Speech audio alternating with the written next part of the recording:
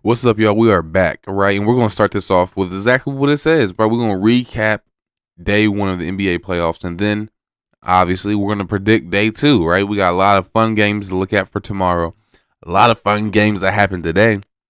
Let's go and look at them, right?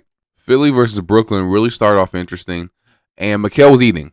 That's what we're watching right now. Mikal's jumpers, he got these to go down in the first half, and this is where the next step comes for Mikal and the Nets coaching staff is they completely iced him out in the second half. Like, look at these shots he's getting. Just pull up middies. And what Philadelphia did wasn't crazy. This isn't even a screen. Look how far away they are when Nick turns. But look, all they did is they had Joel come up here. So then he can attack right there. He gets that easy basket. In the second half, all Doc Rivers said was Joel, step up. And then Mikal took 2 shots in the entire second half, and they ended up losing. You got to figure out a way to get your guy shots. He can score all 3 levels. He can score at the rim. He can score, everywhere. So you have to figure out where to get him his shots. That's just nasty. He just took off 30. And in case y'all didn't see my prediction video, I said he's going to average about 27 this series, right? He's over right now. He's over. And plays like this is stuff that they can't ever take away.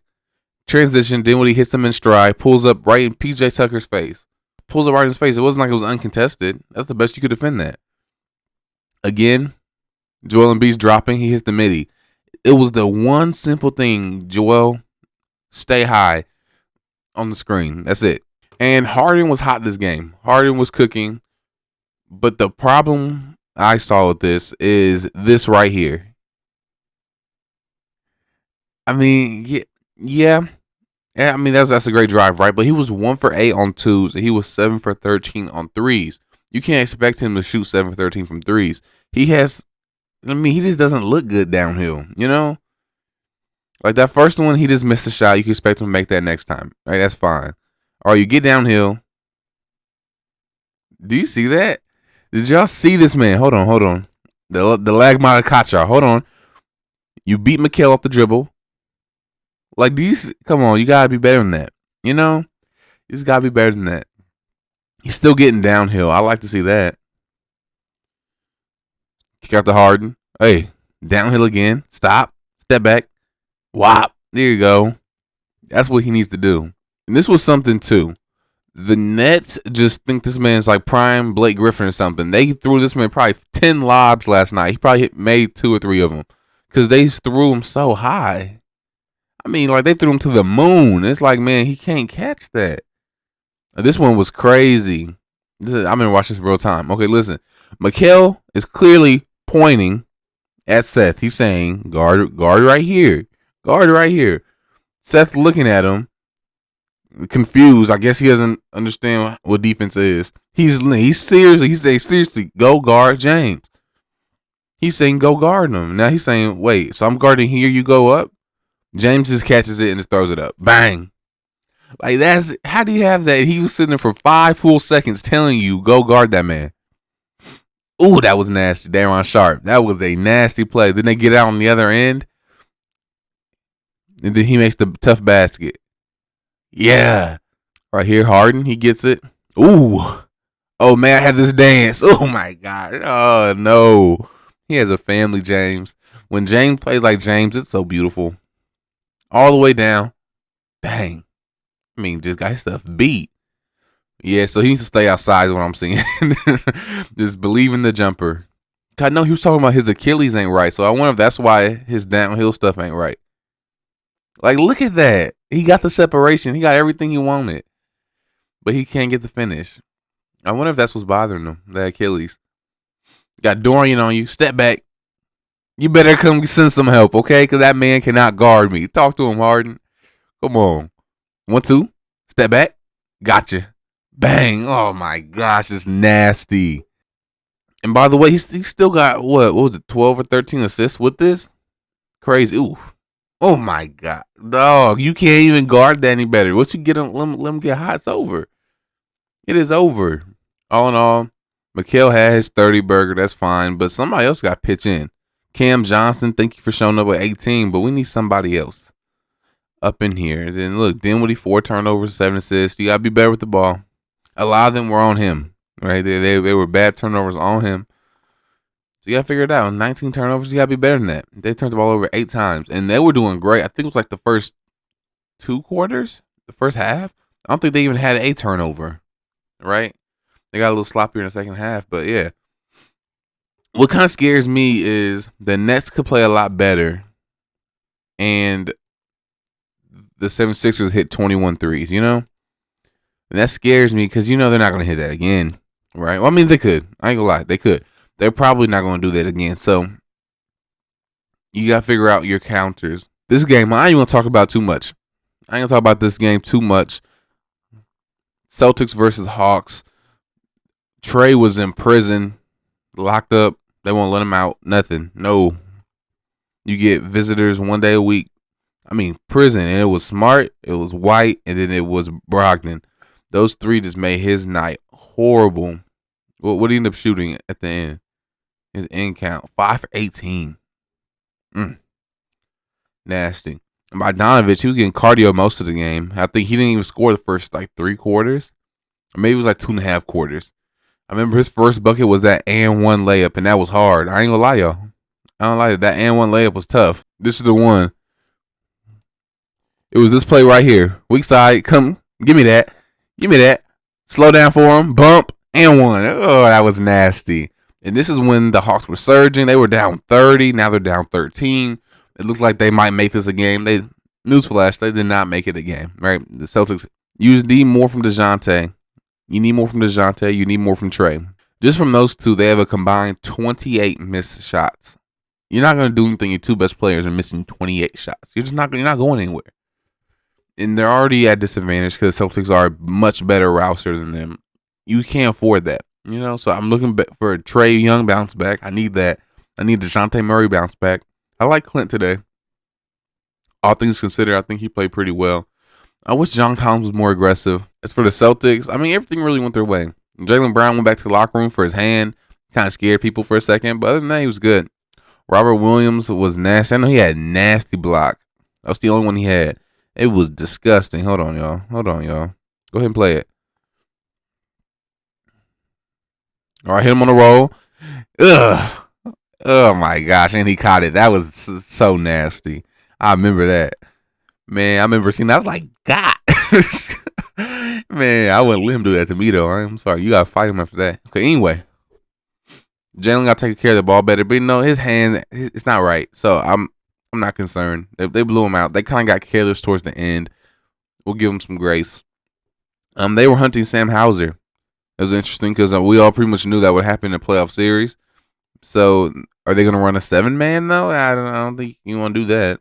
And they have guys like you could play Grant for Sam. I think you can afford to play him 15 minutes. Because you don't want to run these guys. Tatum played 40 minutes in a game you were up by 30 in. That's crazy. Game 3. Now this one, yeah, Jalen Brunson and Donovan Mitchell going head to head. Randall was, he shot awful. He was punking the Cavalier bigs on the boards, on the paint. It was just like, man. And look at his plus minus. Mitchell Robinson, 26 minutes minus 15. Isaiah Hartenstein, 22 minutes plus 19. And it looked about the same. I ain't gonna lie to you. And that's because, honestly, I ain't gonna say it was Mitchell's fault, though. Because RJ was, buns. Trash. The good news is the Knicks won a game where he was absolutely awful in 30 minutes. So, hey, RJ and Julius had awful games. They still won. So, I tell you, when they're on, you definitely should be winning. And Jalen did what Jalen could. He only played 29 minutes because he was in foul trouble a lot of the time. And even after that, he was still kind of going with it. But he took over in the end. He started diming up people. He started getting buckets. I know he only got 2 assists. But still, he was diming up folks. But yeah, it's saying, what's crazy is that the Knicks won this. RJ had a bad game. Julius had a bad game. And IQ had a bad game. I'm expecting at least 2 of them to play better next game. RJ, I don't know. You should be playing better than this. But I'm not sure how great he'll be anyway. Just because that size inside, that's going to disrupt him in his scoring. He got steals, though. He was working that way. And then just here, the wing depth is just so god-awful. I don't know why they didn't play Danny Green. I'm being brutally honest with you. Danny Green should be playing over LeVert. He should be playing over Dean Wade. He should be playing over Okoro. Because what happens is they can't shoot. Jared Allen can't shoot. So now you're putting so much pressure on Donovan Mitchell and Darius Garland to score because they got to shoot to get their buckets. Donovan Mitchell did a really good job at getting downhill in transition because he had to. You can't get downhill in the half court because they're going to say, okay, we'll just double you. And Okoro, make one. He didn't. It's that simple. But I'll give Danny Green some burn. Ricky Rubio was rough. He played 5 minutes. I know he had 2 crazy fouls, and then I don't remember. I remember one of the turnovers. I don't remember the other. I remember it was like an offensive foul. That was one of them. But yeah, it was crazy, and it's just you need more wings for next game. Osman and Green, that's be my wings. Ricky, you're probably not getting burned. I'm sorry, man. I mean, even I try Lamar Stevens at this point. At least he's gonna give you something, you know. Like LeVert, he was just bricking. Like look at the plus minus. Dean Wade played 7 minutes and was minus 14. Nasty stuff, just nasty. This was a really great game. If any of the games you want to rewatch, I would say either this game or the next game. Speaking of the next game, the Golden One is lit on fire, and the Kings win the first playoff game in a decade and a half. Crazy stuff, absolutely crazy. They almost didn't win. Wiggins had the perfect 3 late game. Hold on, y'all. He had the perfect late game 3 to put the Warriors up, and he just missed it. And I mean, it's a shot you want as the Warriors. Clay gets the defense to collapse, wide open, just misses it. That would have put him up 2. Up 2 would have been. See, it's so close. But they just could not get it done. I mean, hey, you have to give them credit. The Kings played great as a whole. The Kings as a whole played great. Sabonis, we need more from Sabonis next game. But De'Aaron did what he needs to do. Malik did what he needs to do. 14 for 14 at the line. I'm predicting he'll end up shooting better. It was crazy. You have 126 with Keegan Murray, Kevin Huerter, and Sabonis all having bad games. That's nasty. Because what's going to happen is Malik isn't going to drop 32 next game. Trey's not going to drop 16 next game. But what's probably going to happen is Sabonis will give you 20.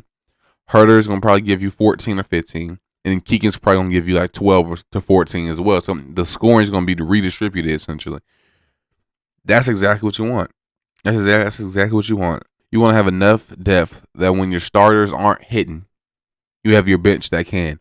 Keegan was looking rough on defense too. So I don't know. Y'all see he played 16 minutes. It was for a reason. But yeah, I really like this game overall from the Kings. It was some incredible shot making. This was easily the most fun game so far. I mean, just bucket after bucket between Steph and Clay and De'Aaron. Malik going to the rack and getting fouled. Alex Len came in and did good in his minutes. He was tied for the best plus minus. Plus, it looked like it. He looked good. And that was just one of the reasons that the Warriors signing Anthony Lamb, DNP, over a real center is just so confusing to me. Because you overexert Dre and Looney so much. They can't handle any size. That's why if they get out of this, they're in trouble no matter who they go against, in my opinion, Grizzlies or Lakers. Ja's way too dominant in the paint. You still got Jaren. That's just the Grizzlies side. And then you got Braun and AD, who are like arguably the best paint scoring duo in the league. This is nasty. And then what you got Dre and Looney to hold it down. One of them gets fouled. Dre, his legs already messed up. This is game 1 in the playoffs. When something happens to either one of them, gets real thin. Now suddenly you're going to be asking Jonathan Kuminga to guard Anthony Davis. I think it's going to be a great series though. Game 1 did not disappoint. I think it's important for the Warriors. If they want a chance, they got to steal game 2. You can't go back home with no wins. You just can't. It's too difficult.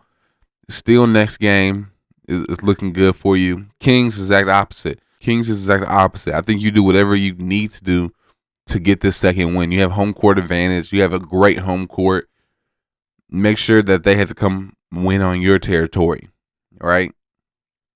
Because I think the Kings have a better chance at beating the Warriors at home than the Warriors do at beating the Kings at home, right? So if the Kings hold this up, I can see them splitting the Warriors home games, right? And then for game 5, you're coming back up 3-1. Series ain't over, but you should close that, right? So Very interesting. Look at that. 12 for 32 from three, and they could shoot so much better.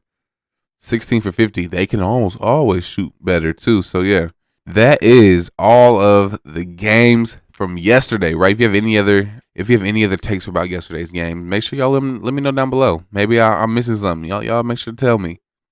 Anyway, all right. So today, we're looking at this. We got Lakers versus Grizzlies, game 1. I'm gonna say Grizzlies here.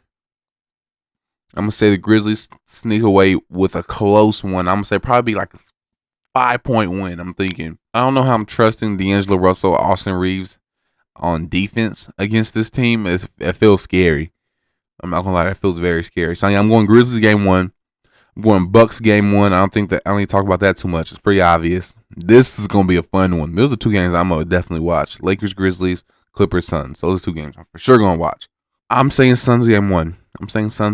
They have a crazy home crowd. I'm expecting them to turn out. Should look like the golden one yesterday. Give me the Timberwolves. Yeah, I think Timberwolves. I think they win game 1. I don't think they win the series, but I definitely think they win game 1. So here, let me see the odds. Okay, so the Grizzlies are favorites. I took the favorite. Bucks are favorite. I took the favorite. Okay, so I took the one underdog. That's what I said. I'm gonna take the one underdog. If it has to be anybody, give me the Timberwolves. They have a lot of size to go at Jokic with. Obviously, no one can clamp him, but you have a lot of different options you can throw at him. Plus, the Nuggets' depth, man, it scares me so much. Like, who on that bench are you legitimately trusting in playoff series? Reggie Jackson will either play like a god or he'll play like something different. I ain't gonna say that, but yeah. Y'all let me know what y'all think down below. That was my day 2 picks. Anyway, if you have any other basketball suggestions or ideas, y'all let me know down below. It's your boy TT, man. I'm out of here, man. Peace out, y'all.